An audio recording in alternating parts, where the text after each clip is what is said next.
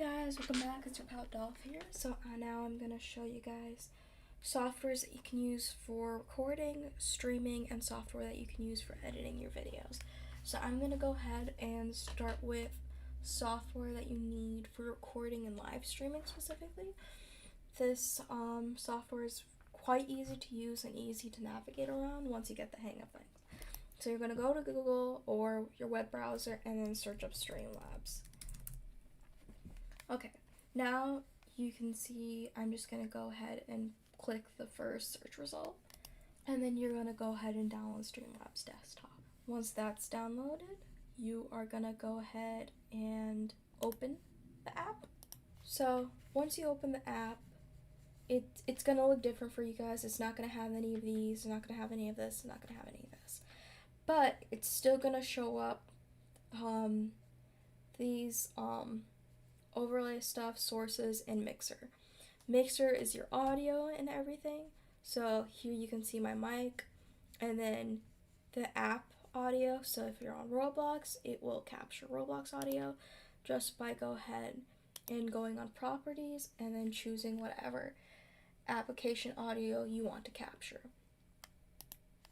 Okay, so studio mode is very helpful for streaming. So for studio mode, you can go ahead and be like, okay, I'm on this starting soon. You're gonna press transition, and then your viewers are gonna see your starting soon sign. Now, while you're in the starting soon sign, you can still go to your main, your be right back, your podcast, your VTube, or whatever other scenes or overlays you have over here. So I can be like, be right back, or edit this however I want. I can move this around, but people will still be seeing the starting soon thing.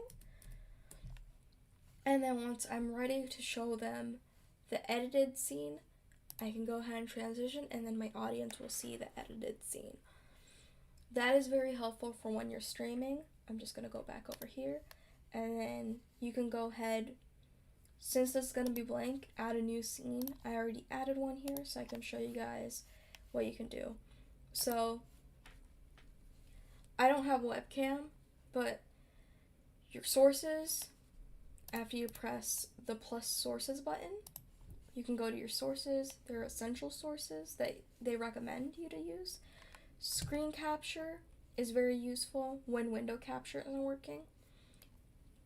But images, like this right here is an image that I made over on Canva as an overlay, but I will get to that in a different video. But there's a video capture if you have a webcam, and then you connect it to your webcam. So let's just say I have a webcam. I don't actually have a webcam, but you select your device here, and then if you have, like, let's just say a background, I have a bunch of images here for like my streaming overlays and like a podcast overlay. And then you can always add folders. So let's just say I have a bunch of stuff that I want to group together. So let's just say I added an alert box. I'll add that source. Well, my alert box is over here. I have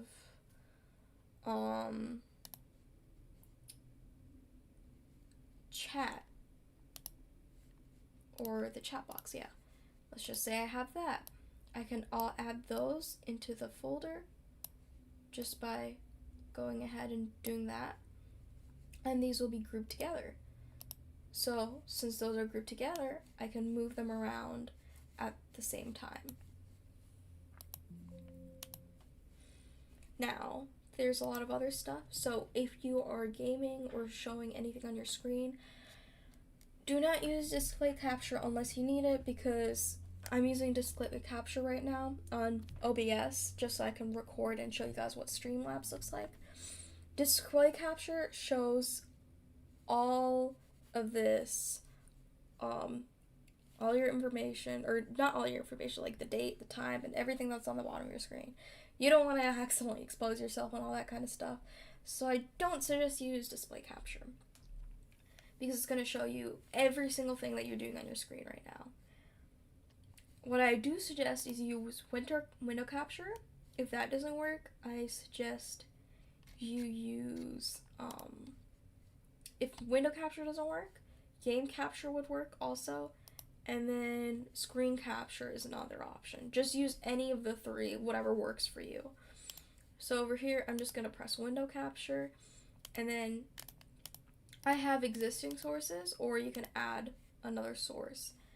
And let's just say I want to, right now it's just capturing the software itself, and you guys can see that right here. Before it was blank, so you can use the eye icon right here to cover and show whatever window you're using. The setting or the little gear icon shows the properties. And if you right click, you can transform this. You can fit it to screen or whatever you need. Right click again, and there's a bunch of other stuff if you look around. It's quite easy to use. So if you logged in on your YouTube account like I did, once you press the go live button, it will immediately start streaming on your YouTube. So over here, this is all the settings that you have. This is like the general stuff, the multi-streaming stuff. This is a feature you have to pay for, I believe. There is the stream stuff, so I'm already logged in. And then there is the output stuff. So the recording, you can press browse and then choose whichever area you want it to save in. So right now, it's saving on my desktop in a separate file for my YouTube videos. And then for audio, obviously you'd have your mic and whatever over here. The video, it's your base resolution and output resolution.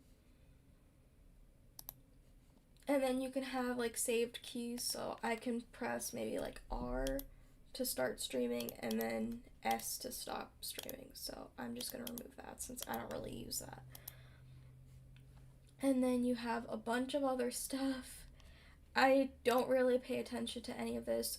You would, if you do stream, you would want to export and import your overlay. So you can find, I believe you can find free overlays online, or you can go ahead and go into Canva and then get some inspiration and make your own overlay there, and then import it, like each and every image for your overlay. And then you can export it so that overlay is saved. If anything happens here, you can save that file to like a Google Drive or something, so that whenever you want to, you can re-download that overlay and import it. I export my overlays because sometimes I need to switch from device to device, so it makes it really easy to have everything set up. And then these are like your notifications and stuff for Streamlabs. Your appearance, I have it in night, but there's always day, but it's too bright for me, so I'm going back to night. And then there is a remote control. You press it, and then you scan it with your phone on their app. They have a Streamlabs remote app, and that will help you control your stream from your phone, or let's just say a tablet, so that works kind of well if you can't like always go back to your software if you're streaming. And then there's a virtual webcam. You can use this for Zoom and stuff, so you install it or whatever. And then you can go on Zoom and then use a virtual webcam to like show all this on Zoom. And then you have like a game overlay, so this will show this will show chat up on like the side as a little separate dock, so you can see chat while you're playing. I just open chat on the side of my screen and then play the game at the same time, so I can type, and it's a little bit easier for me. I prefer that, but if you want to use the in-game overlay, you can go ahead and do that. Okay, so now for editing software, I would suggest use CapCut, because CapCut works on your phone. If you really want to do it on your phone or your tablet or your iPad or whatever. But now they recently added CapCut on your PC. Like, you can download CapCut on your PC, you can download on your laptop. So I'm just gonna search up CapCut. It's pretty much like the easiest thing I've found comparatively to anything else. So you go ahead and you download it for Windows. So once you're doing that, I will see you in a bit on the CapCut app. Okay, so it won't show like projects here the way it this won't be visible for any of you guys. It's just gonna be empty, it's gonna be blank if you haven't started anything. So you're gonna go project. If you already made a video, it's just showing a bunch of tutorials. Next. Okay, I do not need, and it will help guide you through everything. Okay, so media over here, you can import whatever video you want from whatever file, preferably wherever you saved your, obviously wherever you saved your recorded videos and stuff, import that. So I'm just gonna use this to show you guys how to make things work. So over here, you can separate it and split it so you can move that around, or you can delete the left part or the right part just by that. I prefer splitting it and then just checking how much actually got removed before you do anything, like before I delete anything. And there is freeze, so I guess this will freeze like a specific moment and then continue on the rest of the video. And then you can mirror it, so just flip the video around. And then obviously you can delete it with the trash can. Undo and then redo is right here. And then over here, your video, so you can scale it up or scale it down. And then this is why you have the undo button, so it makes things a lot easier. You could also use Control-Z, so I suggest you can know your keyboard shortcuts for this. It will show you all the shortcuts right here up in the shortcut, like the little button right here. It'll show you all the shortcuts that you have. At least get familiar with undo and then redo. So Control-Z is undo and Control-Shift-Z is redo. So this is your audio. You can make it louder or softer. You can give the audio like a fade in and fade out. You can reduce noise, give yourself voice effects. And speed, you can make the video speed it up by however much you want to. So make the video a lot faster. And then you can add a bunch of animations if you want to. And you can also adjust the color. So over here I can make it more blue or more like yellow, or I can make it more on the pink side or more on the green side, and I can desaturate it and saturate it even more. And this is also like the brightness, the contrast, highlight, shadow, illumination, etc., etc. So once you're done with that, you're going to go ahead and export, choose whatever area you want to export it to, give it a title so it's you know what it is, so it's easier to navigate around, and then you're going to go ahead and go to YouTube. So I will see you in a bit. Okay, so now that everything is set up, you're going to go to YouTube Studio and then go ahead and press upload videos, and then go to wherever you saved your video and then upload the video. And I suggest you upload it as private, so you make sure YouTube approves of it, and then you publish it. You can also schedule content. Okay, I'm just going to give it a random title.